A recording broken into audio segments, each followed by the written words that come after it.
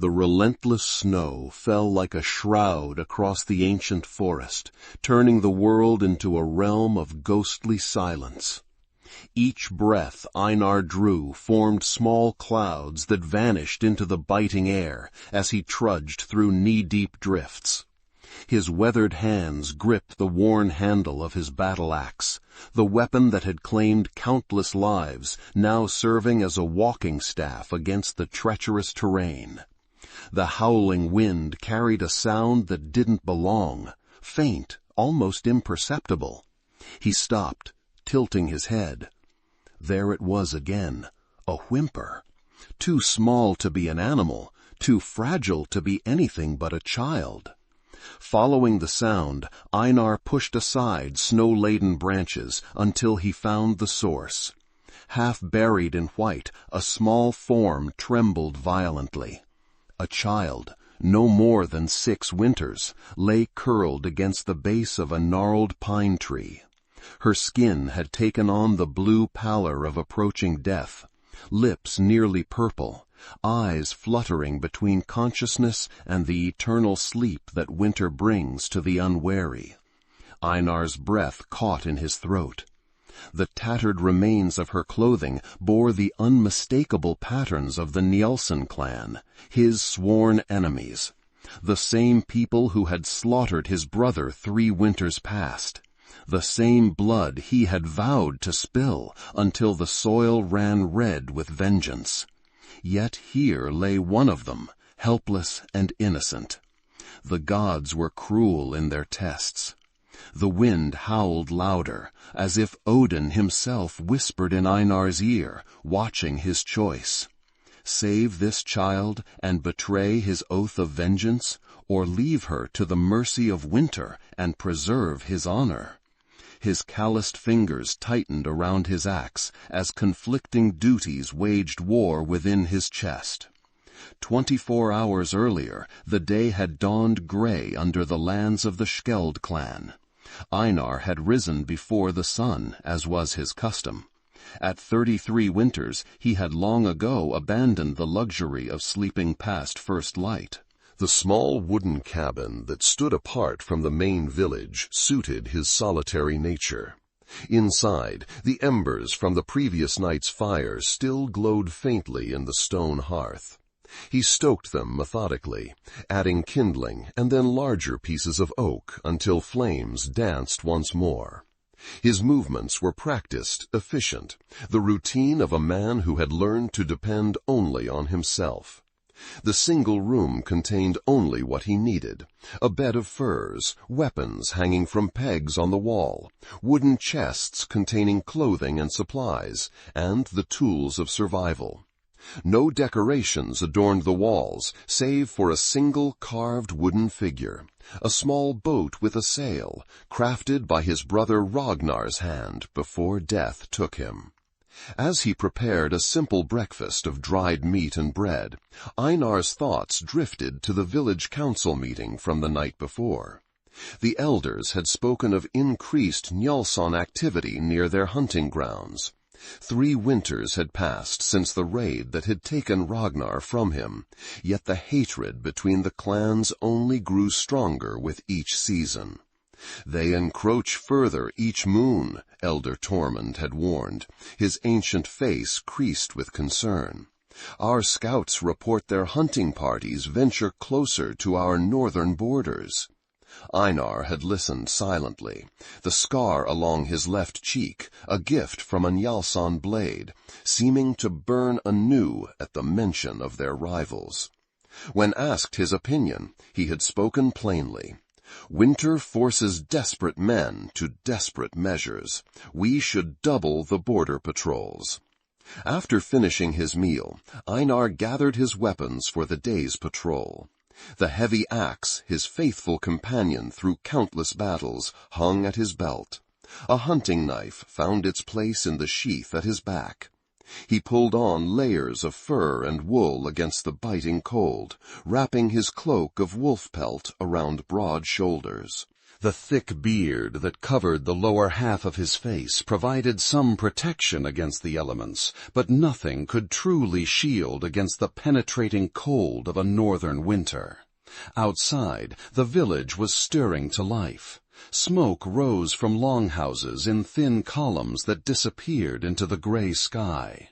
Children ran between buildings, their laughter a stark contrast to the somber mood that seemed to hang over the adults. Everyone felt the weight of winter pressing down. Food stores would need careful rationing until spring, and the threat of raids remained constant despite the harsh weather. Several villagers nodded respectfully as Einar passed. They feared him as much as they respected him, this grim warrior who rarely smiled and spoke even less. Some whispered that grief had hollowed him out after Ragnar's death, leaving only a shell filled with vengeance. Others claimed the gods had blessed him with battle fury, making him untouchable in combat, but unsuited for peaceful times. "Einar, a moment!" called Freya, the village healer, as he neared the edge of the settlement. Her gray-streaked hair was pulled back severely from a face lined with wisdom rather than age. "You head to the northern borders again?" He nodded once, stopping but offering no words. "Take these," she said, pressing a small leather pouch into his hand. "Herbs for pain and to stop bleeding. The snow comes heavy today. The spirits are restless." Einar accepted the pouch with a grunt of acknowledgement. Freya had been his mother's friend, one of the few who still treated him as more than just a weapon to be aimed at enemies. "The old ways speak of storms that bring change," she added quietly. "Watch for signs from the gods." He tucked the herbs into his belt pouch without comment. The gods had abandoned him long ago, or so he believed. If they watched him now, it was only to laugh at his suffering. Nevertheless, he respected Freya's wisdom enough to keep his thoughts to himself. The forest welcomed him with its familiar silence as he left the village behind. Here, among the ancient pines and oaks, Einar felt the closest thing to peace his tormented spirit allowed. The snow had begun falling steadily, adding fresh layers to the already deep drifts. His boots crunched through the crust of ice that had formed overnight, each step requiring deliberate effort. As he ventured deeper into the wilderness, memories of Ragnar walked beside him like a ghost. They had patrolled these same woods together since they were boys barely old enough to carry weapons. Ragnar, 3 years younger, but always quicker to laugh, to love, to see beauty in the world. Where Einar was stone, Ragnar had been water, flowing, adapting, bringing life wherever he went. "You should marry Astrid," Ragnar had told him just days before the raid that took his life. "She looks at you when you aren't watching." "I have no time for such things," Einar had replied gruffly. "Life is not measured only in battles won, brother," Ragnar had said with that infuriating smile. "Someday you'll understand." But that someday never came. Instead, Einar had held his brother's broken body, blood seeping into the earth as Ragnar's eyes stared sightlessly at the sky.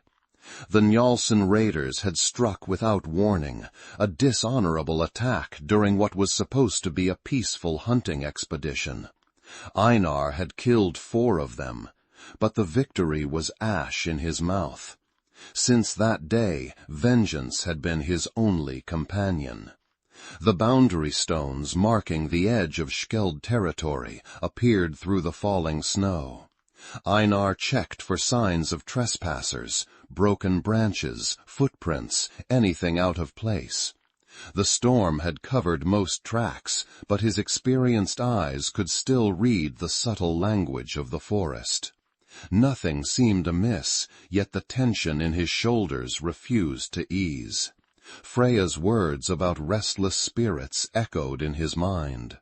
By midday, the snowfall had intensified. Visibility diminished to mere arm's lengths ahead. Einar considered turning back. Even he was not foolish enough to risk getting lost in such conditions, when the sound reached him. At first, he thought it might be the wind playing tricks, whistling through the trees in that peculiar way that sometimes mimicked human sounds. But it came again. A whimper, a child's cry, weak and fading. Following the sound led him to the gnarled pine and the small body nearly buried beneath the snow. Now, staring down at the half-frozen child of his enemies, Einar stood at a crossroads. The ancient laws were clear. Blood debts must be paid. The child wore the marks of the Skjaldsson clan, the same clan that had murdered his brother without honor. Yet as he gazed at her tiny form, another memory surfaced. His mother, before illness claimed her, telling stories by the fire. Even in war there is honor, she had said, and the greatest honor comes not from killing your enemy, but from showing mercy when mercy is not deserved. The girl's eyes flickered open, blue as the summer sky, now clouded with fear and cold. She saw him standing above her, axe in hand, and made no sound. Too weak to cry out, too proud to beg. Something in that quiet dignity broke through Einar's wall of hatred.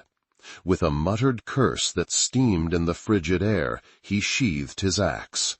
Kneeling beside the child, he noted the strange runic mark on her left wrist. Not a clan marking, but something older, something he couldn't quite place.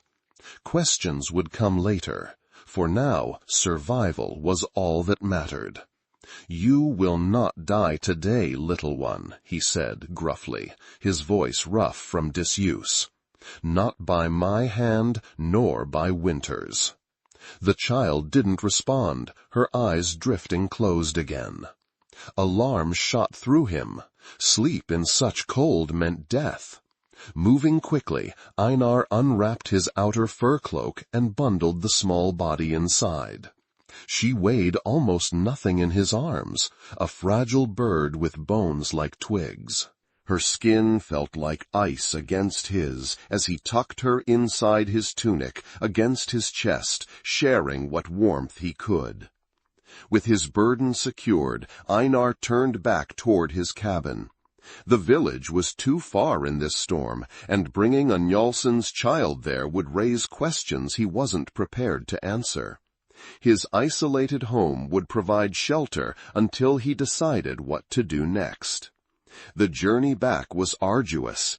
The wind had shifted, driving snow directly into his face. Each step became a battle against nature itself. The child's weight, insignificant normally, grew heavier as fatigue set in. Several times he had to stop, checking to ensure she still breathed. Each time he felt the faint flutter of life against his hand and pressed on with renewed determination. By the time his cabin came into view, darkness had begun to fall. Einar's muscles burned with exhaustion, his beard and hair encrusted with ice. Fumbling with the door latch, he finally pushed inside, the sudden absence of wind almost disorienting. The embers in the hearth had died to gray ash. Working one-handed, keeping the child cradled against him, Einar rekindled the fire. As flames began to lick at the dry wood, casting long shadows across the cabin walls, he carefully unwrapped his precious burden. In the firelight, he could see her clearly for the first time. Her face was delicate, despite being pinched with cold and hunger. Short, fine blonde hair framed features that might have been pretty in better circumstances. Her clothing, or what remained of it, consisted of tattered wool and linen embroidered at the edges with patterns distinct to the Skjaldsson clan. Around her neck hung a small pendant, a simple wooden disc carved with the symbol of Frigg, protector of children. The runic mark on her wrist drew his attention again. It wasn't tattooed or burned into the skin as clan markings typically were. Instead, it appeared almost like a birthmark, the skin raised slightly in the unmistakable pattern of ihwas, the rune of the yew tree, representing endurance and protection. Einar had seen such marks before, but rarely. Some claimed they were signs of the gods' favor, others that they indicated children with the blood of seers. Setting these mysteries aside, he focused on practical matters. The child's breathing had steadied somewhat, but her body remained dangerously cold. Einar gathered every fur and blanket he possessed, creating a nest near the fire. He removed her wet, frozen rags, wrapping her instead in his driest, warmest tunic, before tucking her into the makeshift bed. Next came food and drink. He warmed water in a small cauldron, adding a pinch of the herbs Freya had given him. Those meant to strengthen the body rather than treat wounds. When the mixture had steeped, he carefully lifted the child's head, pressing the rim of a wooden cup to her blue-tinged lips. "Drink," he commanded softly. "You must drink to live." Whether understanding his words or simply responding to the warmth, she swallowed weakly. Encouraged, Einar continued until she had taken several sips. He then broke off small pieces of bread, softening them in the herbal water before placing them in her mouth. Like a baby bird, she accepted this offering, instinct overcoming whatever fear she might have felt. As he tended to her, Einar found himself speaking, something he rarely did when alone. "I do not know how you came to be in the forest," he said, his deep voice filling the small cabin, "or why you were abandoned in the snow. But you are safe now, at least for this night." The child's eyes opened briefly at the sound of his voice, regarding him with an unreadable expression before closing again. Not fear, as he might have expected, but something closer to curiosity, or perhaps resignation. She was too weak for more. Outside, the wind howled with renewed fury, rattling the wooden shutters. Einar added more logs to the fire, ensuring it would burn strongly through the night. Satisfied that he had done what he could, he settled on a stool near the bed of furs, his back against the wall, one hand resting on the handle of his axe, a habit formed through years of vigilance. As the night deepened and the storm raged, Einar found himself studying the sleeping child. Who was she? How had she come to be alone in the forest during one of the worst storms of winter? The Skjaldsons' village was at least a day's journey away. Had she wandered that far? Or had she been deliberately left to die? The thought stirred something dark within him. Even enemies did not abandon their children to winter's mercy. Something was wrong here, something beyond the ancient feud between their clans. The child whimpered in her sleep, a sound that pierced Einar's carefully constructed armor of indifference. Without thinking, he reached out, his calloused hand gently brushing sweat-dampened hair from her forehead. She calmed at his touch, her breathing evening out once more. The simple gesture awakened memories long buried. His mother doing the same for him when fever had nearly taken him as a boy. Ragnar's hand in his as they navigated their first hunt together. The weight of his brother's body as Einar carried him back to the village for proper burial rites. The connections that define a life. Bonds of family, friendship, loyalty. And now, inexplicably, this foreign child had formed a new thread in that tapestry. By saving her, Einar had accepted responsibility for her life. The realization settled on him like a physical weight. What would come next? He could not keep her, nor could he return her to the Skjaldsons without risking his own life.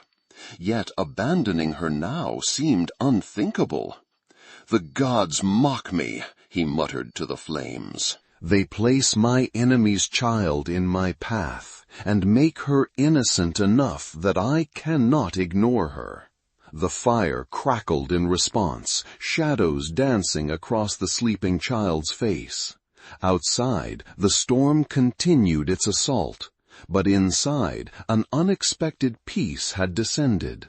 For the first time in many moons, Einar was not alone with his grief and hatred. The responsibility of another life had, paradoxically, lightened his own burden. As dawn broke, the storm finally relented. Einar, who had dozed fitfully throughout the night, rose to check on his charge. Color had returned to her cheeks, and her breathing was stronger. Relief washed through him, surprising in its intensity.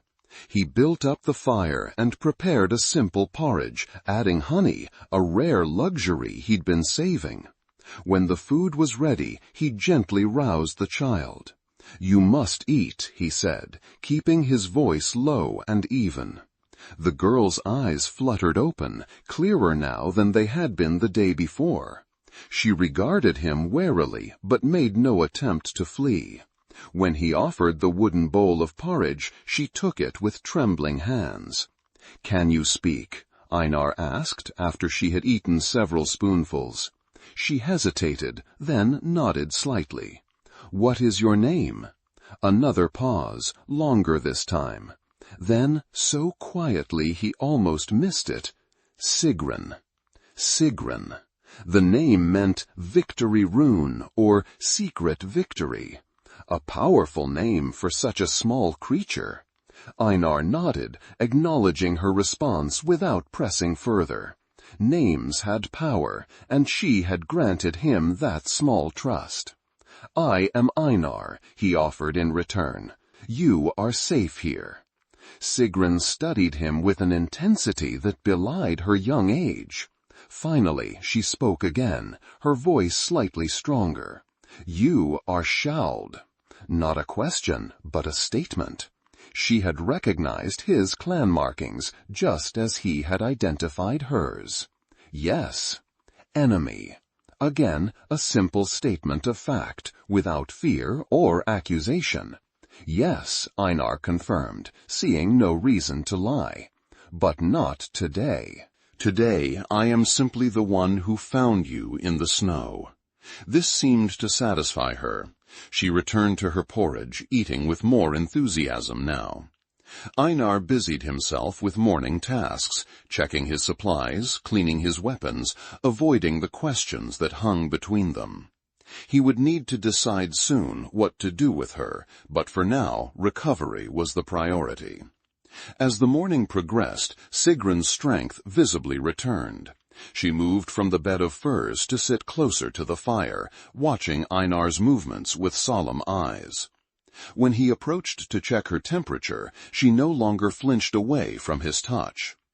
"How did you come to be alone in the forest?" he finally asked, unable to contain his curiosity any longer. Sigrun traced the rune mark on her wrist, a gesture that seemed unconscious. "They took me from the village, said I brought bad luck." Her voice remained flat, emotionless. "The seer said my mark means I belong to the gods, not to the clan." Anger flared in Einar's chest, not at the child, but at those who would abandon her for such a reason. Even enemies should treat their children better. "Who took you from the village?" "Uncle Ulfric. He leads now that father is dead." Ulfric Gudmundsson.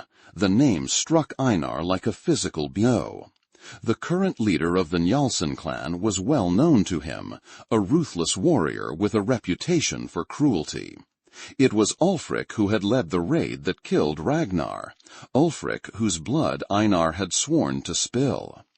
And now Ulfric's niece sat before Einar's hearth, unwittingly delivered into the hands of her uncle's greatest enemy. The gods indeed had a twisted sense of humor. "Your father is dead?" Einar kept his voice neutral, though his mind raced with implications. Sigrun nodded, a flicker of grief crossing her face, before disappearing behind the mask of stoicism she wore too well for one so young. In the last raid, mother too.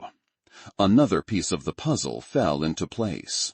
Orphaned, bearing a mark some considered unlucky, she would have been vulnerable in a clan structure that valued strength above all. If Ulfric saw her as a burden or a threat to his leadership. "Did Ulfric tell you why he was taking you from the village?" "To find a new home," Sigrun replied, her tone suggesting she hadn't believed this explanation even as she repeated it. "But he left me when the snow came, said the gods would decide if I was worthy to live." The casual cruelty of it staggered Einar. To abandon a child of your own blood to the winter? It violated every code of honor among their people. Children were precious, the future of the clan. Even enemies respected this fundamental truth. Before Einar could respond, a sound outside the cabin froze them both. Footsteps crunching in the snow, more than one person. Approaching steadily. Sigrun's eyes widened in fear. "He's come back for me," she whispered. Einar moved swiftly, placing a finger to his lips. He guided Sigrun to the far corner of the cabin, behind a large storage chest where she would be hidden from immediate view. Then he took up his axe, positioning himself near the door. The footsteps stopped just outside. A heavy knock rattled the wooden frame. "Einar Skjaldsson," called a familiar voice. "Open your door. We bring word from the village." Not Njálsson's then, but his own people. Torolf and Håkon, fellow warriors from the Skald clan. Einar hesitated, glancing toward Sigrun's hiding place. If they discovered her. "A moment," he called back, mind racing. There was no way to conceal her presence entirely. The cabin was too small. The evidence of a child, the extra bowl, the small footprints on the earthen floor, too obvious. Decision made, he crossed to Sigrun and knelt beside her. "Stay hidden until I call for you," he instructed quietly. "These are my people, but that does not mean they will understand. Do you trust me?" Trust between Skjald and Njálsson was unheard of. Yet, after a moment's consideration, Sigrun nodded solemnly. Einar returned to the door and opened it, blocking the entrance with his imposing frame. Outside stood Torolf and Håkon, their beards crusted with ice from the journey, expressions grim. "What word is so urgent it brings you through the aftermath of such a storm?" Einar demanded without preamble. Torolf, the elder of the two, spoke first. "Njálsson raiders were spotted near the eastern pass yesterday before the storm hit. A small party, moving quickly. The council believes they may have been scouts for a larger force." "And this couldn't wait until I returned to the village?" Einar's tone conveyed skepticism. "There's more," Håkon added. "Rumors have reached us that Ulfric Gudmundsson himself leads them. After 3 years of sending his underlings, he finally shows his face. Ulfric, here. The coincidence was too great to ignore. Had he come looking for the child he had abandoned? Or was this truly the raid Einar had been waiting for, the opportunity to finally face his brother's killer?" "I see," Einar said carefully. "And the council wants me to join the defense preparations?" "They request your presence immediately," Torolf confirmed. "You know these forests better than anyone, and your skill in battle is unmatched. We need you to help plan our response." Einar's mind worked furiously. He couldn't leave Skjeld alone, nor could he bring her to the village without explanation. Yet refusing to help would raise suspicions he couldn't afford.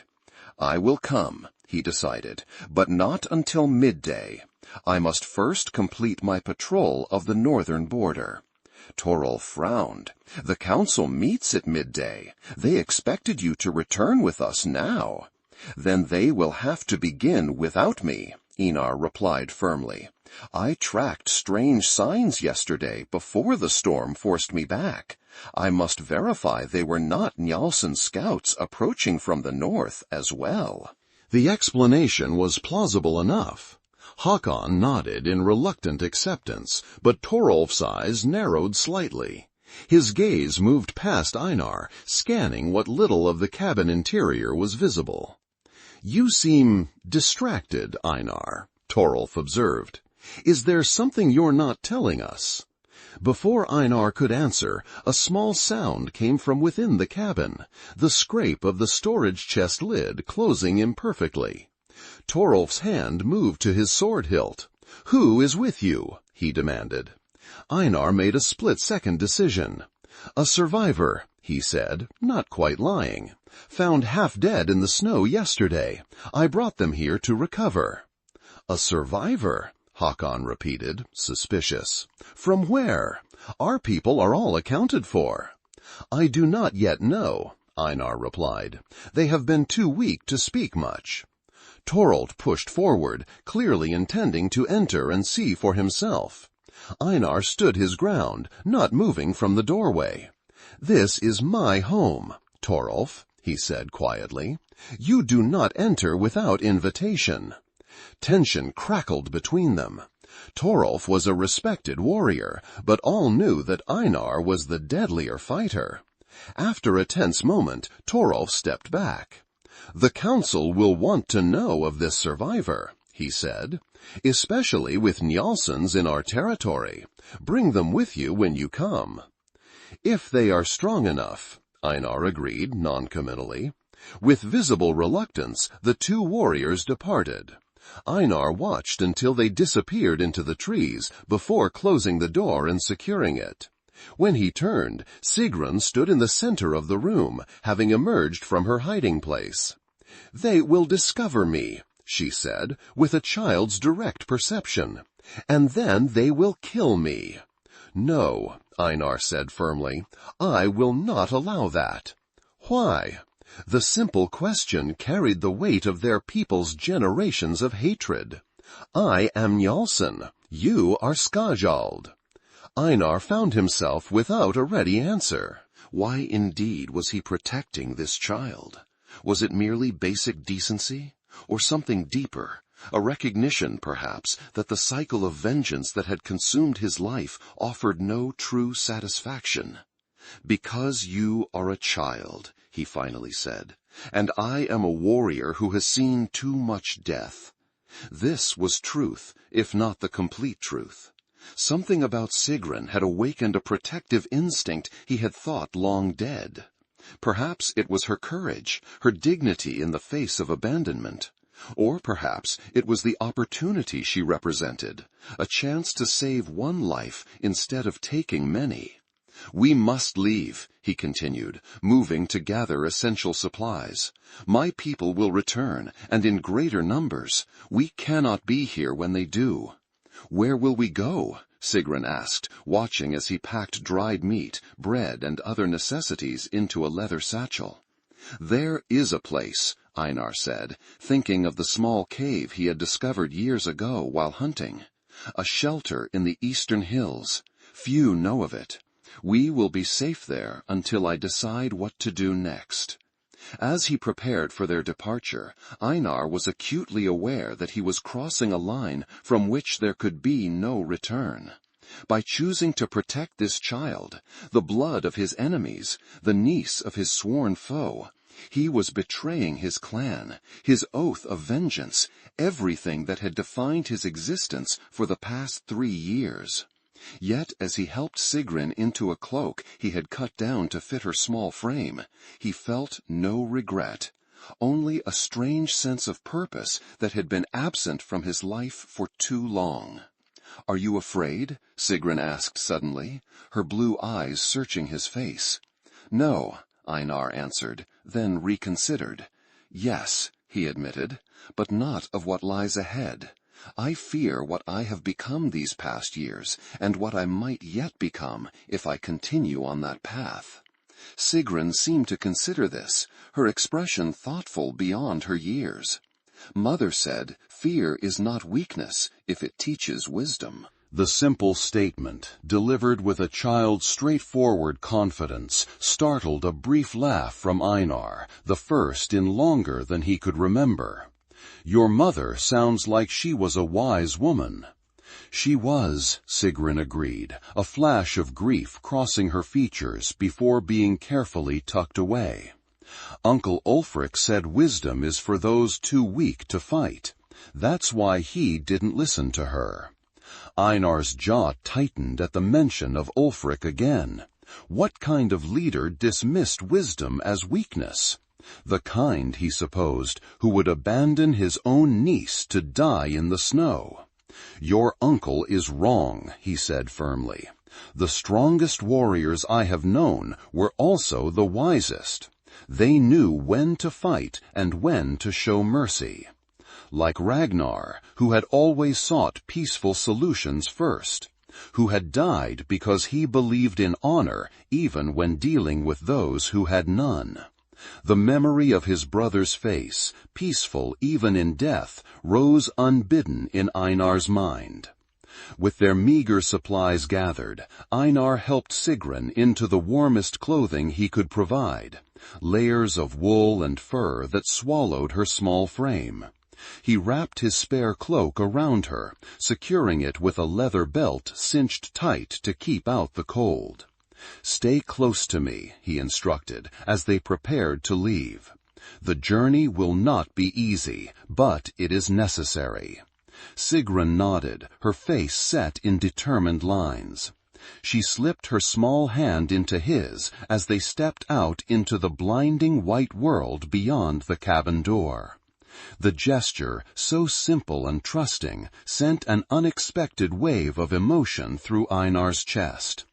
They set out into the forest, leaving behind the safety of the cabin and venturing into uncertainty. The snow had stopped falling, but the drifts were deep, making progress slow and laborious. Einar broke trail, his powerful legs carving a path that Sigrun could follow in his footsteps. The sun climbed higher as they traveled, its weak winter light filtering through bare branches. Einar kept alert for signs of pursuit, though he knew the fresh snow would have covered their tracks from the cabin within hours. Still, both Skjalm and Njálsson hunters could read the forest in ways invisible to untrained eyes. They had been traveling for perhaps 2 hours when Sigrun suddenly stumbled, her exhaustion finally overwhelming her determination. Einar caught her before she fell face first into the snow. "I'm sorry," she whispered, clearly frustrated by her weakness. Without a word, Einar lifted her onto his shoulders, her tiny legs dangling against his chest. "Hold tight to my head," he instructed. "We will rest soon, but we must put more distance between us and the village first." Sigrun complied, her small fingers gripping his hair for stability. Her weight was negligible to a man of Einar's strength, and their pace improved considerably now that he didn't need to wait for her shorter strides to catch up. As they continued eastward, Einar's thoughts turned to the consequences of his actions. By now, Torolf and Håkon would have reported to the council. Questions would be raised about the mysterious survivor. Perhaps search parties were already being organized. And what of Ulfric? If he truly was in these forests with Njálsson warriors, what was his purpose? To retrieve the child he had abandoned?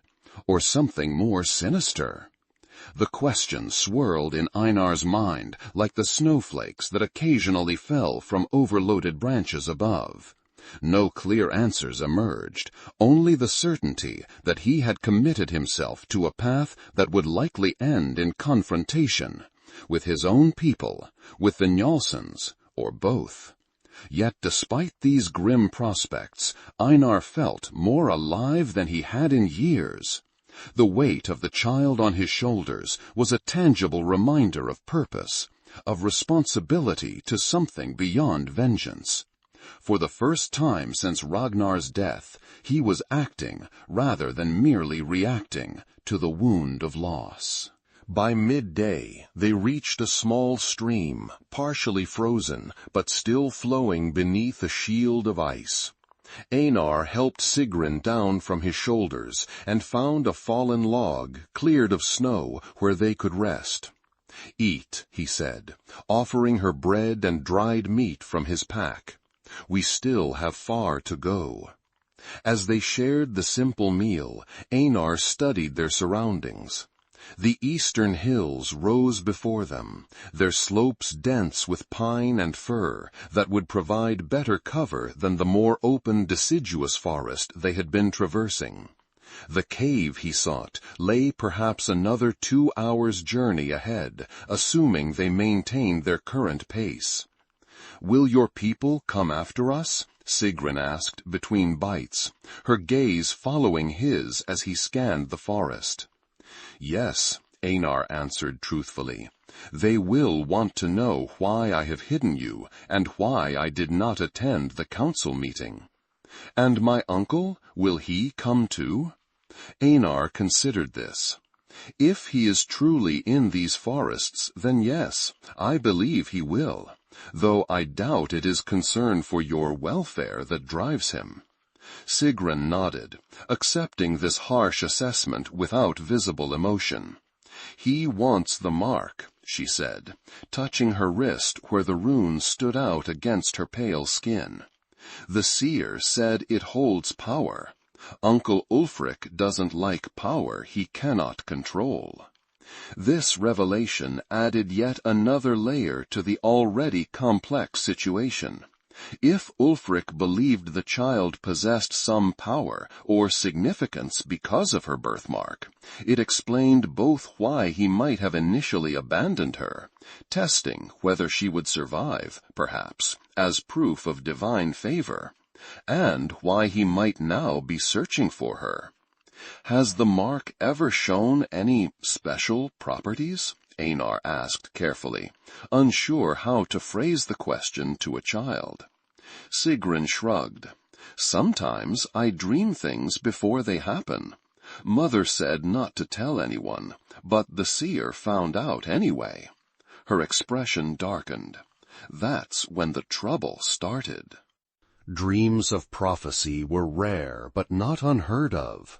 Those with such gifts often became valued seers, their counsel sought by chieftains and jarls. If Sigrun truly possessed such abilities, her value to a clan leader like Ulfric would be considerable, as would the threat she posed if her visions contradicted his desires. "What kind of things did you dream?" Einar asked, curiosity overcoming caution. "I saw mother and father dead," Sigrun said simply. "I told them, but they didn't listen. Then I saw Uncle Ulfric with a crown of bones, standing on bodies." She looked directly at Einar, her eyes suddenly ancient in her young face. "And I saw you, in the snow, with your axe, but you didn't kill me." A chill that had nothing to do with the winter air ran down Einar's spine. The accuracy of her vision, him finding her in the snow, axe in hand, choosing mercy over death, was undeniable. "Have you had any dreams since I found you?" he asked, voice rougher than he intended. Sigrun nodded slowly. "Last night I saw fire and blood, men fighting. You and Uncle Ulfric with blades drawn." She paused, her small face troubled. "I couldn't see who won." The simple statement hung in the cold air between them. Einar had never put much stock in prophecies and visions. He believed a man forged his own fate through his actions and choices. Yet he could not deny the unsettling precision of what Sigrun had already foreseen. "Dreams are not destiny," he said finally, as much to himself as to her. "They show what may be, not what must be." "That's what Mother said too," Sigrun replied softly. They finished their meal in silence, each lost in private thoughts. When they had rested sufficiently, Einar helped Sigrun back onto his shoulders, and they continued their journey toward the eastern hills. The afternoon brought colder temperatures as the weak sun began its early winter descent. The forest grew denser as they climbed higher into the hills, the trees providing some shelter from the biting wind. Einar moved with purpose now, recognizing landmarks that told him they were nearing their destination. Finally, as the light began to fade, they reached a rocky outcropping halfway up one of the steeper slopes.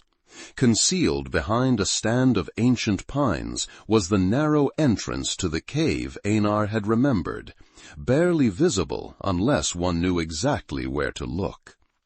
"We will be safe here," he told Sigrun as he helped her down from his shoulders.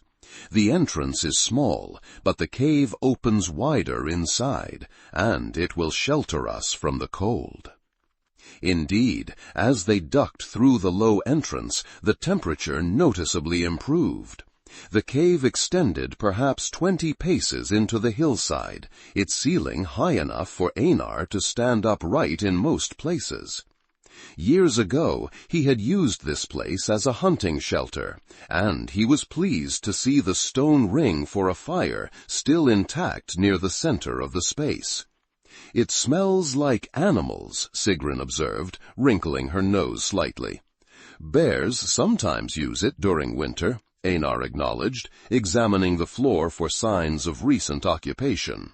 "But not this season, it seems. The scent is old."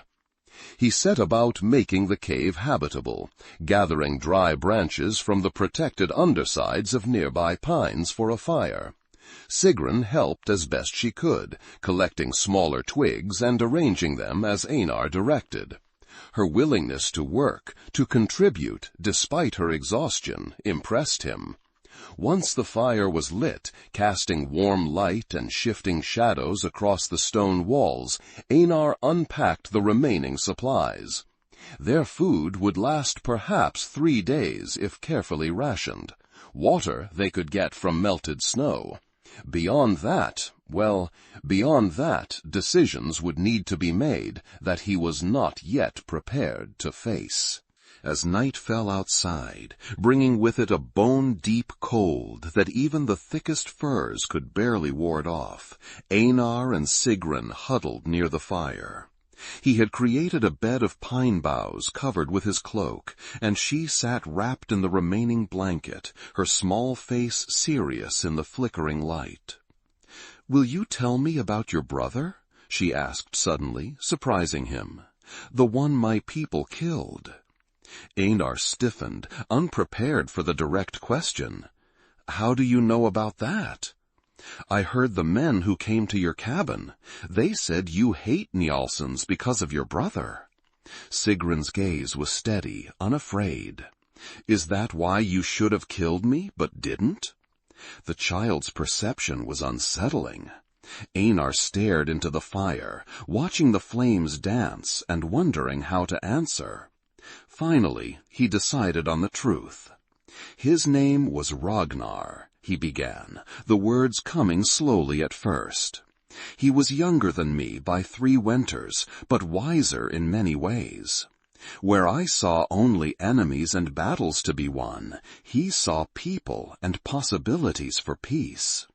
Once started, the words came easier. Einar found himself telling Sigrun about Ragnar's skill with carving, how he could coax shapes from wood that seemed to breathe with life. About his laugh, which could warm the coldest hall. about his dreams for a future where the clans might trade instead of raid, build instead of destroy. He died because he believed in honor, Einar said, voice rough with emotion he rarely allowed himself to express. He trusted that even enemies would respect certain boundaries, certain codes. He was wrong. "How did it happen?" Sigrun asked quietly. Einar's jaw tightened. "A hunting party, neutral territory. We encountered Njálsson hunters, your uncle among them. Ragnar proposed sharing the hunting ground that day, as there was game enough for all. They agreed." His hand clenched into a fist. "We separated to cover more ground. When I heard the shouting, I ran back to find them surrounding Ragnar." 5 warriors against 1. Your uncle struck the killing blow, but walked away before I could reach them. The memory burned as fresh as the day it happened. Ragnar on his knees, blood pooling beneath him, eyes already dimming. The Njálsson warriors scattering like cowards when they saw Einar charging toward them, battle rage making him more beast than man. How he had cradled his brother's body, promised vengeance with every breath. "I'm sorry," Sigrun said simply, the words somehow free of the hollow emptiness such phrases usually carried. "He sounds like he was good." "He was," Einar agreed, "better than me, better than this world deserved." They sat in silence for a time, each contemplating loss in their own way. Finally, Sigrun spoke again. "My mother tried to stop the raids," she said. "She said there was no honor in them, that they only brought more death. Uncle Ulfric said she was weak, that she dishonored my father's memory with such talk." Her small fingers traced patterns in the dirt floor beside her. When she died, no one listened to such words any more. The parallel was not lost on Einar. Both his brother and Sigrun's mother, voices of reason silenced by violence and the relentless cycle of revenge. How many others had been lost to this pointless feud? How many more would fall before it ended? "Try to sleep," he said gently, seeing fatigue overtaking the child despite her interest in conversation. "Tomorrow we must decide what path to take next." Sigrun nodded, settling on to the makeshift bed. Within minutes, her breathing had deepened into sleep, the exhaustion of their journey finally claiming her. Einar remained awake, feeding the fire and keeping watch. Outside, the wind howled through the trees, carrying with it the promise of another storm. In the dancing shadows cast by the flames, Einar confronted the reality of his situation. He had abandoned his post, defied his clan's leaders, and cast his lot with the child of his enemies. There could be no return to his former life now, no resumption of the warrior's path he had walked for so long. Whatever came next would be something entirely new, frightening in its uncertainty, yet somehow liberating as well. As the night deepened, Einar found himself watching Sigrun's peaceful face in sleep. Children were rare among the clans these days, each one precious beyond measure. Wars and harsh winters had taken too many. Yet rather than protecting their future, the clans continued their bloody feuds, sacrificing tomorrow for the grievances of yesterday. "Enough," Einar whispered to the fire, to himself, to the gods if they cared to listen. "Let it end with me." The declaration felt like releasing a burden he had carried for too long. Whatever happened next, he would not contribute further to the cycle of violence that had claimed his brother, Sigrun's parents, and countless others. There had to be another way.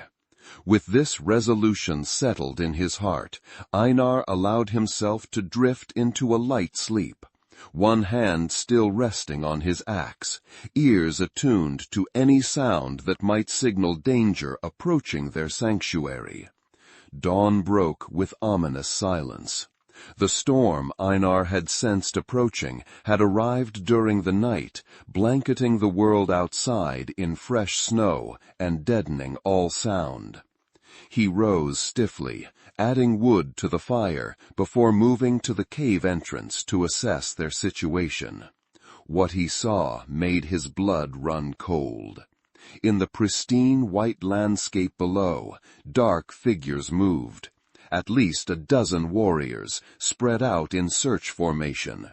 Their clothing and weapons marked them clearly as Skjald, his own clan. Among them he recognized Torolf's distinctive bear fur cloak and Hakon's tall frame. They were hunting him.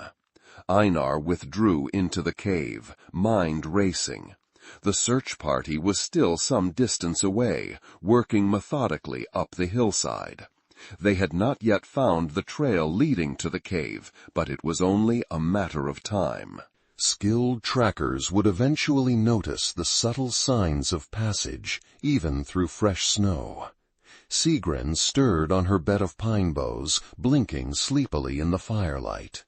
"What's wrong?" she asked immediately, sensing his tension. "My people come," Einar replied, seeing no reason to shield her from the truth. "They search for us." Fear flashed across her face, quickly replaced by resignation. It pained Einar to see such an expression on one so young, the look of someone who expected betrayal as a matter of course. "Will you give me to them?" she asked, her voice small but steady. "No," Einar said firmly. "But we cannot stay here. They will find this place before midday." He moved quickly, gathering their few possessions. The fire would have to be left burning. Dousing it would create steam that might be visible from below. Better to let them find an abandoned camp than risk drawing immediate attention.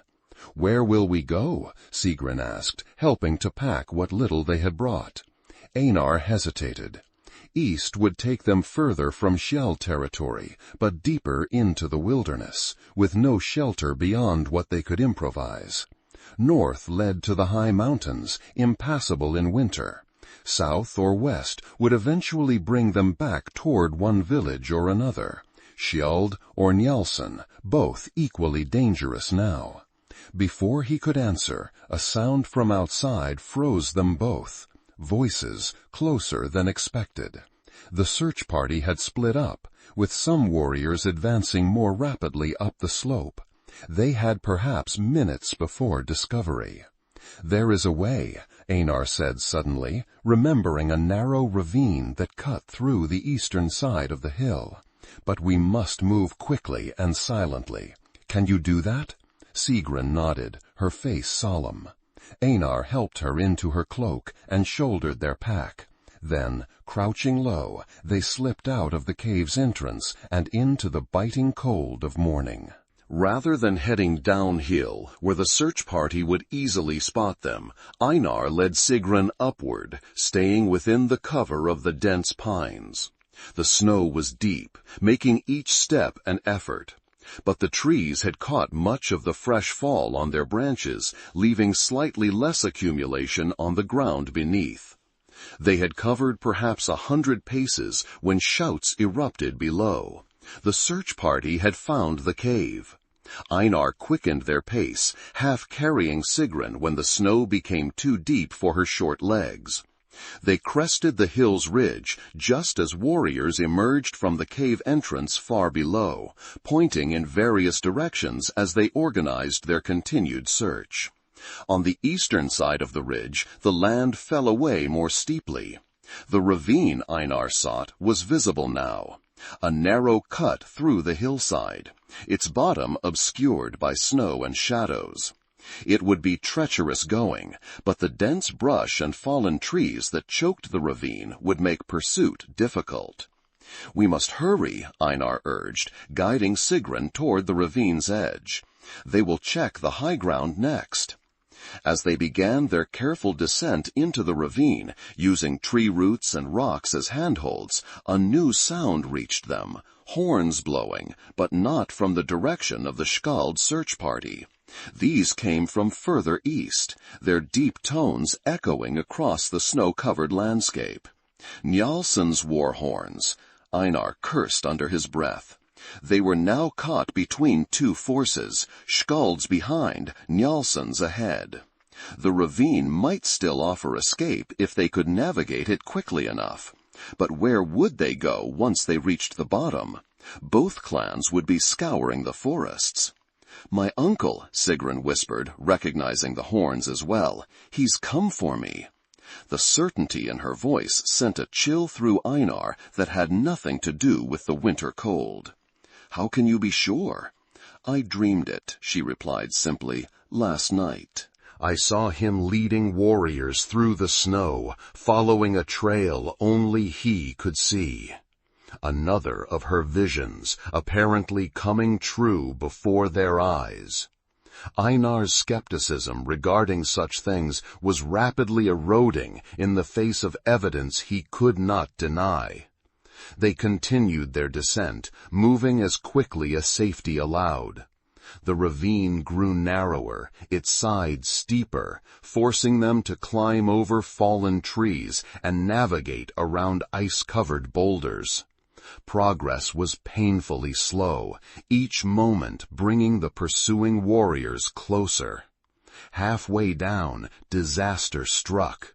A section of snow-covered ground gave way beneath Einar's weight, sending him sliding several body lengths down the ravine's side.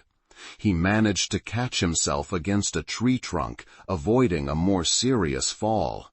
But the noise of the small avalanche echoed in the confined space. "There!" a voice shouted from above. "In the ravine!" They had been spotted.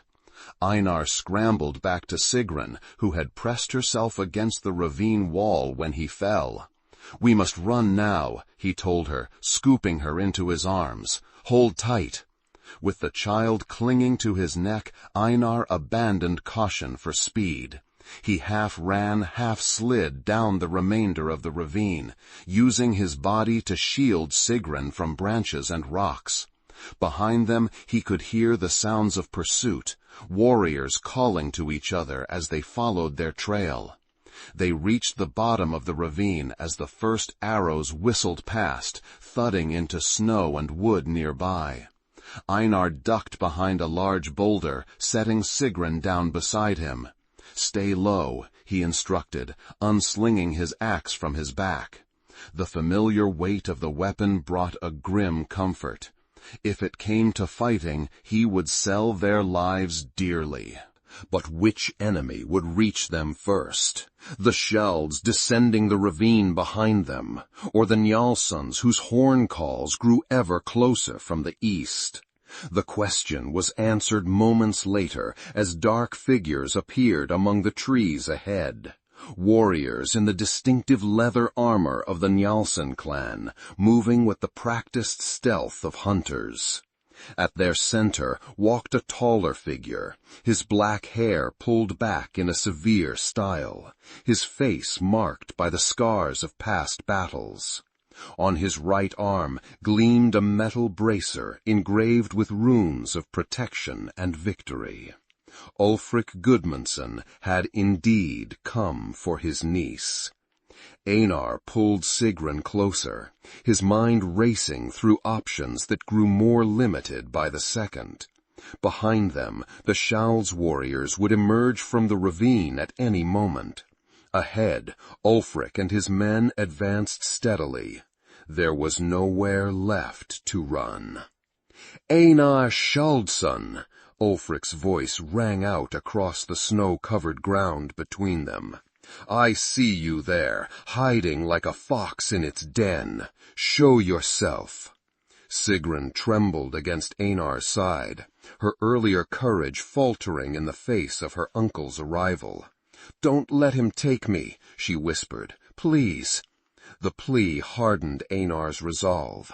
Whatever happened next, he would not abandon this child to the man who had left her to die in the snow. Rising slowly, axe held ready but not raised in threat, he stepped out from behind the boulder. Sigrun remained half hidden behind him, one small hand clutching the edge of his cloak. "Ulfric," Einar acknowledged, his voice carrying across the clearing. "You seem far from home." The Njálsson leader's eyes narrowed as he took in the scene, his enemy standing protective before his niece. Whatever he had expected to find, this clearly wasn't it. "As do you," Ulfric replied, gesturing for his warriors to spread out, flanking Einar's position. "Though I think I understand why. You've taken something that belongs to me." "Children are not possessions," Einar said coldly. "Especially not those you abandoned to die in winter storms." A ripple of unease passed through the Njálsson warriors at this accusation. Clearly, not all had been aware of their leader's actions regarding his niece. Ulfric's face darkened with anger. "What I do with my kin is no concern of yours, Skjaldsson. The girl comes with me now. Step aside, and perhaps I'll let you live long enough to face your own people's judgment for your treachery." As if summoned by his words, shouts echoed from the ravine behind them. The shelled search party had navigated the difficult descent and would emerge into the clearing within moments. Einar stood his ground, acutely aware of the impossible situation. Surrounded by enemies on all sides, with a child to protect and no allies to call upon. Yet, strangely, he felt calmer than he had in years. The path before him was clear, even if it led to his end. "She stays with me," he declared, loud enough for all to hear. "I found her near death in the snow, abandoned by the very one who should have protected her most fiercely. I claim the right of rescue and wardship." It was an ancient claim, rarely invoked, but still recognized among their people. One who saved another's life became responsible for that life, a bond as sacred as blood kinship. By invoking it publicly, Einar forced both clans to acknowledge the legitimacy of his protection, or openly defy traditions older than their feud. Ulfric's face contorted with rage. "You dare invoke sacred law while betraying your own clan? The girl is mine by right of blood. Her gifts belong to the Njálsson clan." "Gifts?" Einar repeated, seizing on the revealing statement. "Is that why you abandoned her? To test whether her visions were true? To see if the gods would preserve her for your use?" Before Ulfric could respond, the Skjald warriors emerged from the ravine, weapons drawn. They pulled up short at the tableau before them, Einar and the child facing Ulfric and his warriors across the snow-covered clearing. Torolf stepped forward, confusion evident on his weathered face. "Einar, what madness is this?" "No madness," Einar replied without taking his eyes off Ulfric. "Only truth long overdue. This child was abandoned by her uncle, left to die in the snow because he feared the power of her visions might challenge his authority. I found her, saved her, and now claim her under my protection by the ancient law of rescue."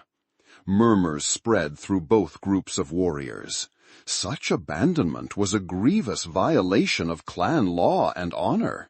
Even enemies respected the sanctity of kinship, especially regarding children. Torolf's gaze shifted to Sigrun, who still clung to Einar's cloak, but had moved slightly to see the confrontation.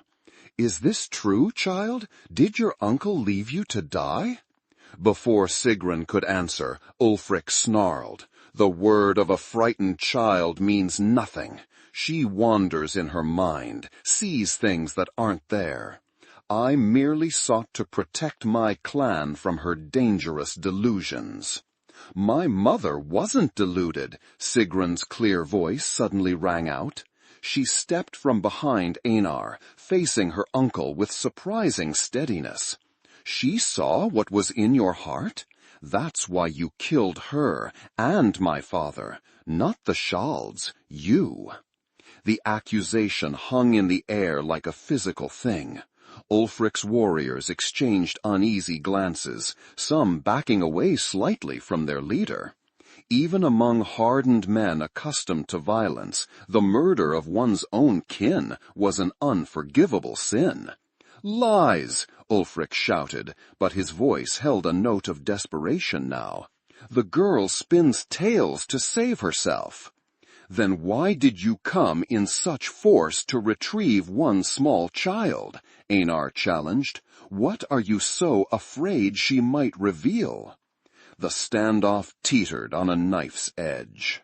Ulfric's hand moved to his sword hilt, his eyes wild with the cornered rage of a man seeing his carefully constructed world crumbling around him. The Njálsson warriors seemed uncertain, loyalty to their leader warring with the shocking accusations they had just heard. The Skjald warriors, led by Torolf, had not lowered their weapons, but neither had they moved to attack. They watched and waited, sensing that something momentous was unfolding before them, something that might change the course of the blood feud that had defined their lives for generations. In that tense silence, Sigrun suddenly gasped, her small body going rigid. Her eyes rolled back, showing only whites, and she would have fallen had Einar not caught her. The birthmark on her wrist glowed with an eerie blue light, visible even through the layers of clothing she wore. "It comes," she said. Her voice changed, deeper, resonant with power no child should possess. "The truth rises like smoke from fire. Blood calls to blood. Justice demands its due." All present, Skjald and Njálsson alike, took an involuntary step back. Even in this age, where the old gods were giving way to new beliefs, none could deny the power manifesting before them. This was the gift Ulfric had feared and coveted, the true sight, rarest of abilities, bestowed by the gods themselves on those chosen to speak their will. 3 winters passed, Sigrun continued, her eyes still showing only white. Brother turned against brother. Blood spilled on sacred ground. An oath broken. A line crossed. Einar felt a chill run through him. She spoke of Ragnar's death, the hunting ground, the betrayal. "The killer wears a mask of righteousness," Sigrun intoned. "He leads those who trust him to destruction. The mark of Loki is upon him, deceiver, oathbreaker, kinslayer." Her rigid arm rose, finger pointing unerringly at Ulfric. "There stands the betrayer. There stands the one who killed his sister and her husband to seize power. There stands the one who broke the peace oath and slew Einar Skjaldsson from behind while his companions held him." A shock ran through both groups of warriors. Einar's heart hammered in his chest. Could it be true? Had Ulfric not only murdered his own kin, but also been directly responsible for Ragnar's death? The accusation was too specific, too detailed to be dismissed as a child's imagination. Even Ulfric's own men were looking at their leader with new eyes, suspicion replacing loyalty. "Which child?" Ulfric snarled, drawing his sword. "I should have cut your throat when you first showed signs of the sight." He lunged forward, blade raised to strike Sigrun down. Einar moved with the speed of a man defending what he held most precious, his axe sweeping up to meet the descending sword. Metal rang against metal, the impact jarring both men's arms. But before either could strike again, arrows whistled through the air. Not from the Skjald warriors, but from Ulfric's own men. 3 shafts struck the Njálsson leader, shoulder, thigh, and side. He stumbled, disbelief written across his face as he fell to his knees in the blood-stained snow. "For my brother," said one of the Njálsson archers, stepping forward, who questioned why his hunting party never returned from what should have been a peaceful expedition. "For my cousin," added another, who died mysteriously after suggesting Ulfric had grown too fond of raids and too careless of our people's lives. The Njálsson warriors moved to surround their fallen leader, not to protect him, but to ensure he could not escape. Justice would be decided by the clan as a whole, but there was little doubt what the verdict would be for one guilty of kinslaying and oath-breaking. Sigrun collapsed as suddenly as she had stiffened, the strange light fading from her birthmark. Einar caught her, cradling her small form, as her eyes fluttered open, once again the clear blue of a summer sky. "Did I dream again?" she asked weakly. "Yes," Einar replied softly, "but this time everyone else saw it too." Torolf approached cautiously, the other Skjald warriors following at a respectful distance. His weathered face showed conflict, anger at Einar's apparent betrayal, warring with awe at what they had just witnessed. "The child speaks with the voice of the gods," he said, not quite a question. Einar nodded. "She does, and she has revealed truths long hidden." Torolf's gaze moved to Ulfric, now bound and guarded by his own men. If what she revealed is true, if Ragnar died by treachery rather than honorable combat, then much of the blood spilled between our clans has been for nothing, Einar finished, fed by one man's ambition and deceit. A heavy silence fell over the clearing as warriors from both clans contemplated this bitter truth. "What happens now?" one of the younger Skjald warriors asked, voicing the question in everyone's mind. It was Sigrun who answered, her voice once again that of a child, yet carrying a wisdom beyond her years. "Now we choose. Continue fighting over past wrongs, or build something new from truth." Einar looked down at her in wonder. This small being who had suffered so much, orphaned, abandoned, hunted, still possessed the courage to imagine a different future. In that moment, he knew what Ragnar would have wanted, what his brother had died trying to achieve. "I claim this child as my ward," he declared formally, not as Skjald claiming from Njálsson, but as one who chooses to break the cycle of vengeance. "Who will stand with me in this?" For a long moment, no one moved. Then Torolf, grizzled veteran of countless clan battles, stepped forward and placed his hand on Sigrun's head. "The gods have spoken through this child," he said. "I will not stand against their will." One by one, other warriors from both clans stepped forward, forming a circle around Einar and Sigrun. Not all joined. Some hung back, unwilling to abandon generations of hatred so quickly. But enough came forward that Einar felt hope stir in his chest for the first time in years. The senior Njálsson warrior, now effectively their leader with Ulfric's fall, approached last. He was an older man, with a face lined by weather and war, his beard more gray than black. "We have much to atone for," he said gravely, "and much to rebuild. But the child belongs with both clans now, a bridge between us, if we have the wisdom to see it." Sigrun looked up at Einar, a question in her eyes. He nodded slightly, understanding her unspoken concern. "I stay with Einar," she said firmly to the assembled warriors. "He saved me when my own blood cast me out. He is my clan now." The Njálsson elder inclined his head in acceptance. "So be it. But know that when you are ready, there is a place for both of you among us. Family lost can sometimes be regained." As the sun reached its zenith in the cold winter sky, an unlikely peace took shape in that snow-covered clearing. Warriors who had been enemies that morning broke bread together by midday, sharing what provisions they had brought and speaking cautiously of matters beyond the immediate crisis. Ulfric, bound and under guard, would be taken back to the Njálsson village to face judgment from the clan council. Few doubted the outcome would be execution, the traditional punishment for kinslayers.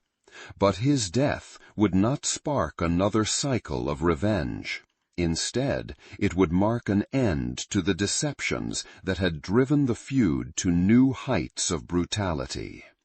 As preparations were made for the various groups to return to their villages, Einar found a quiet moment with Sigrun.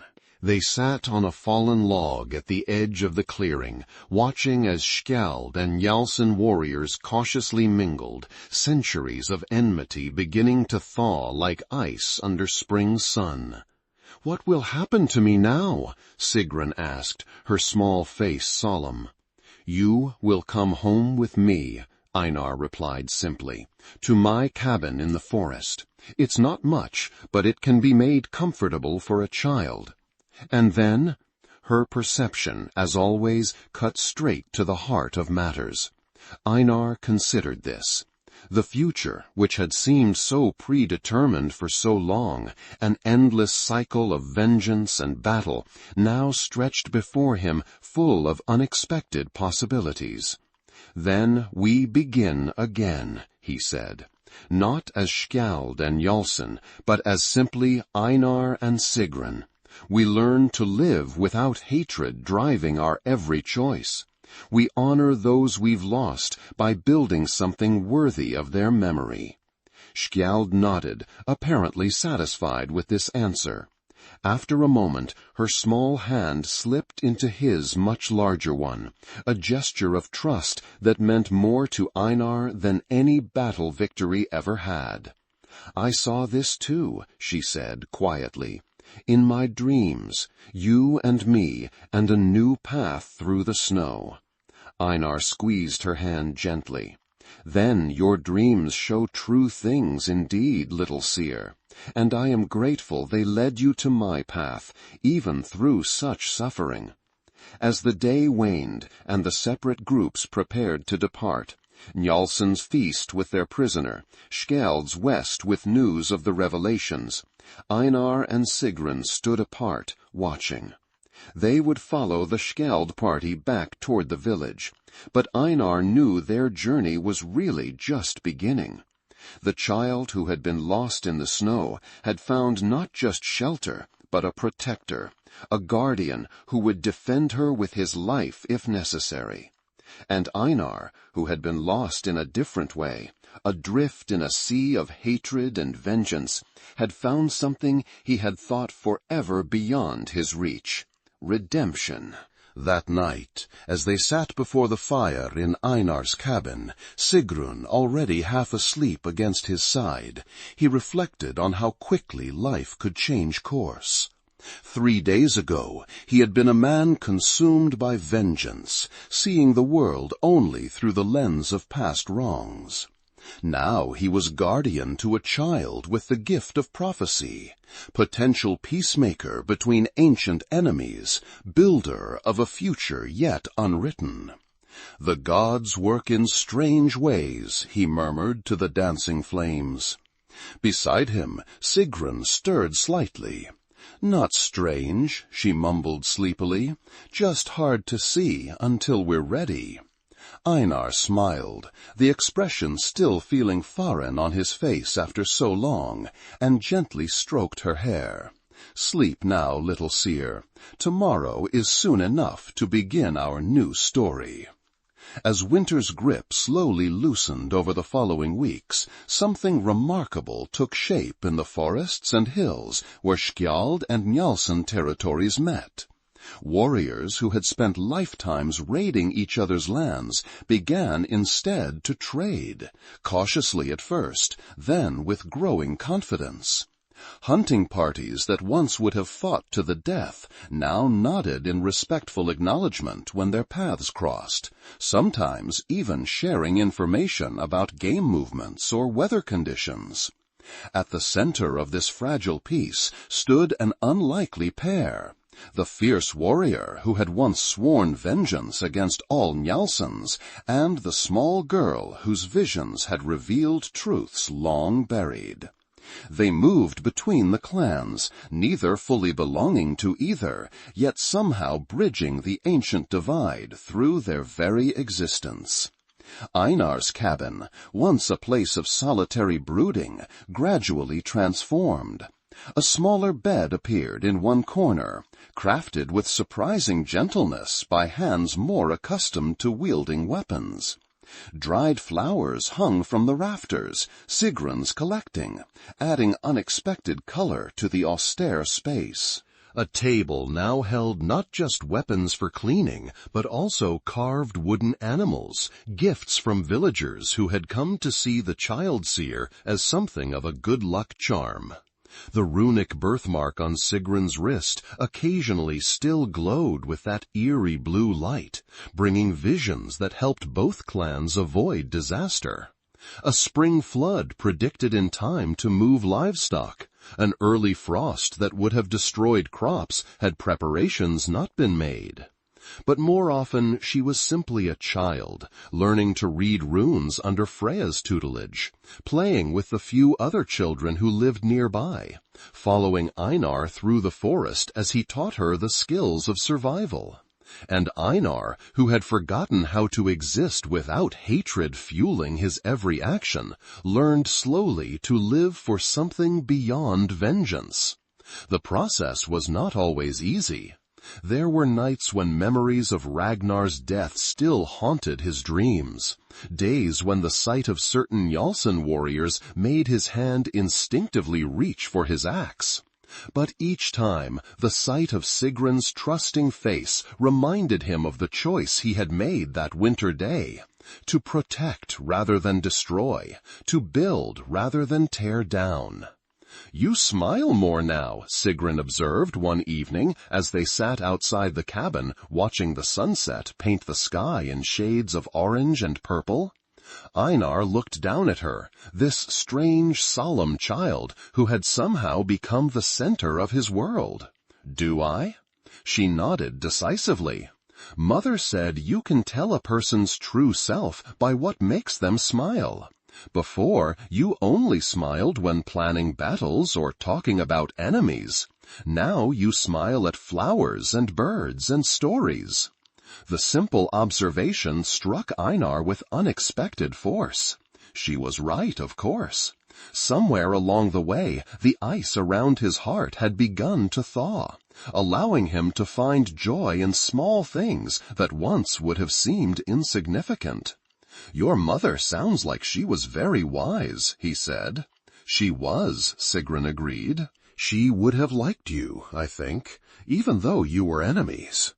"I think," Einar said carefully, "that perhaps we were never truly enemies, only people caught in a story others had written for us.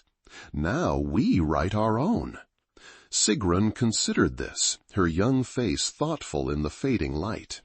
"Like the new story the clans are writing, without so much fighting?"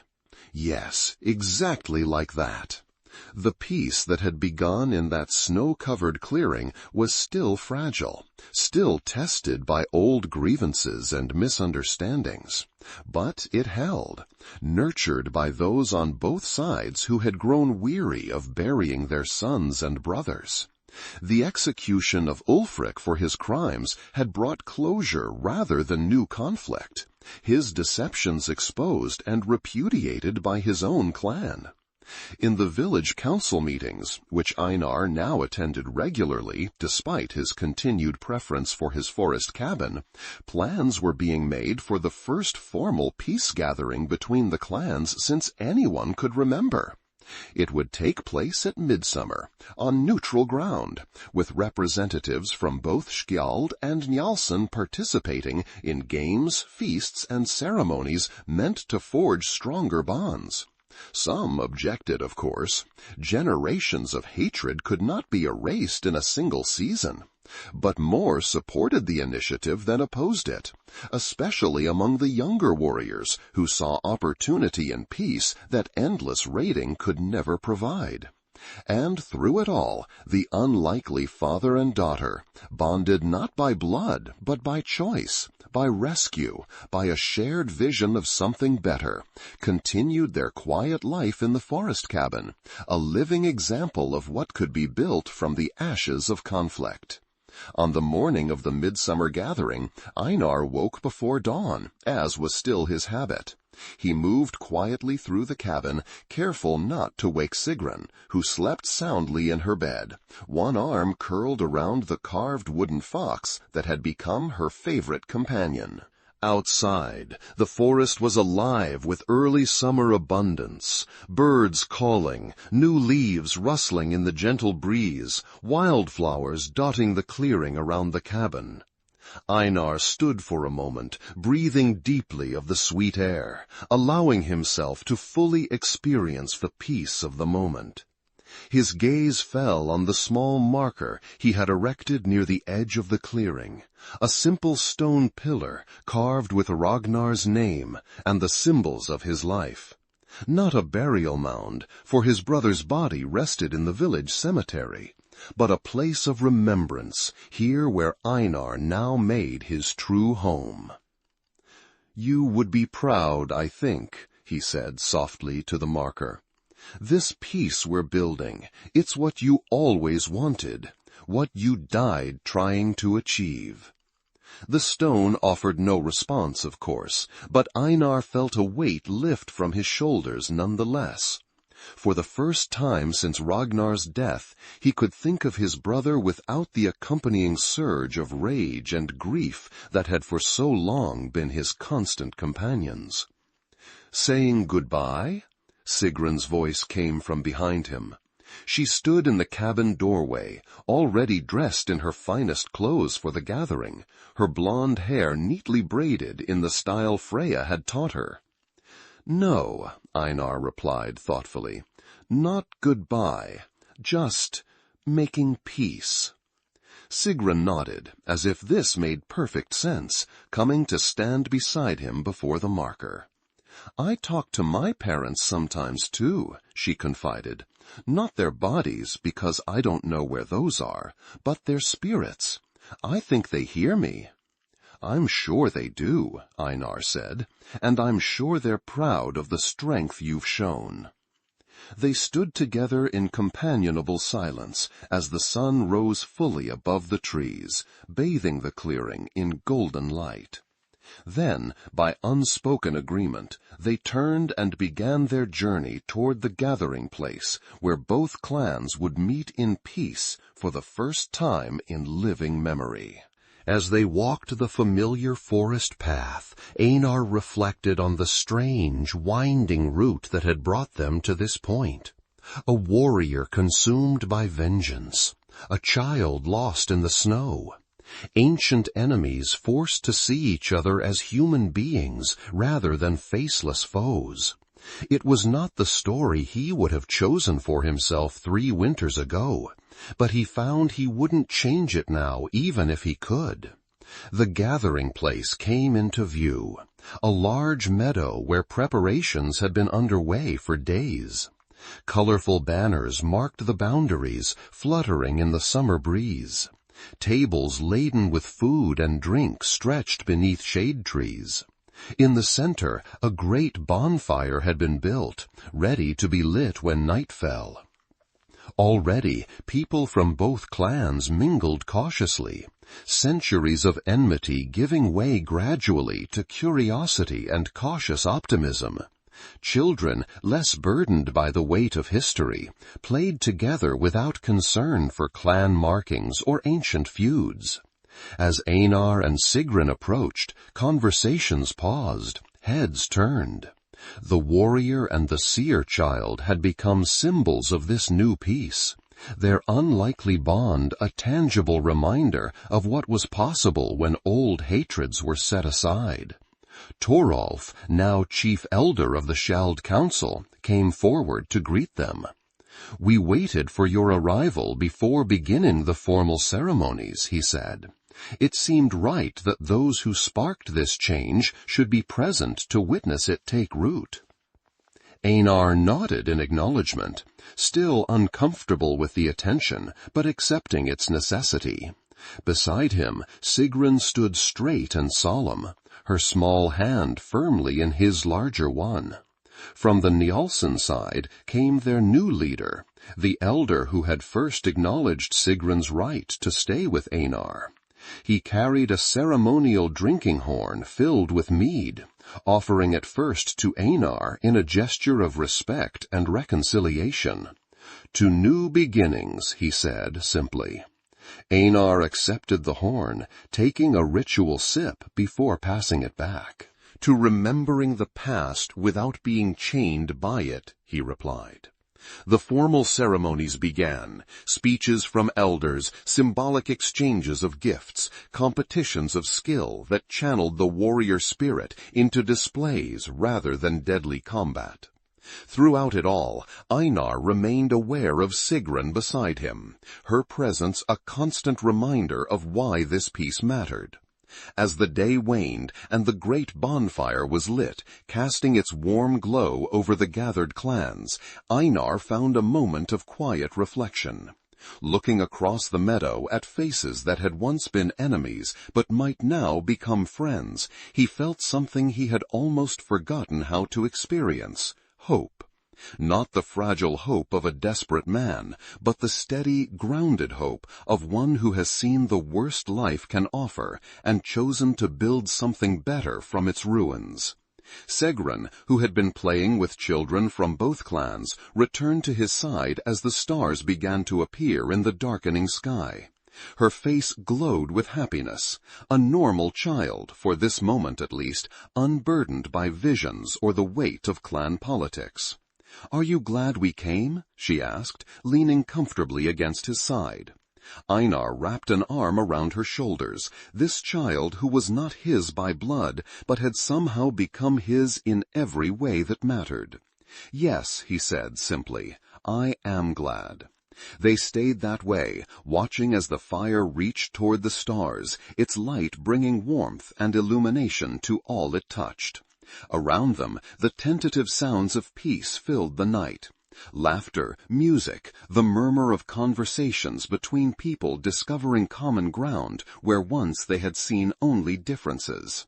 In that moment, between the fire and the stars, Einar understood what his brother had tried to teach him so long ago, that the true measure of a warrior lies not in enemies defeated, but in what he chooses to protect. And that sometimes the greatest strength comes not from hardening one's heart against the world, but from having the courage to open it again after loss.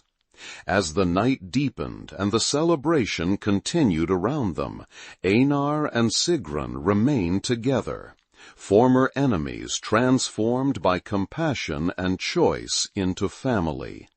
Their story, which had begun in the harsh grip of winter, with a child lost in the snow and an enemy becoming her protector, now continued under summer stars, a testament to the power of mercy over vengeance, of building over destroying, of the future over the past. And in that night, between the fire and the stars, they understood that compassion could indeed be the strongest weapon a Viking ever wielded. If you enjoyed this video, don't forget to subscribe.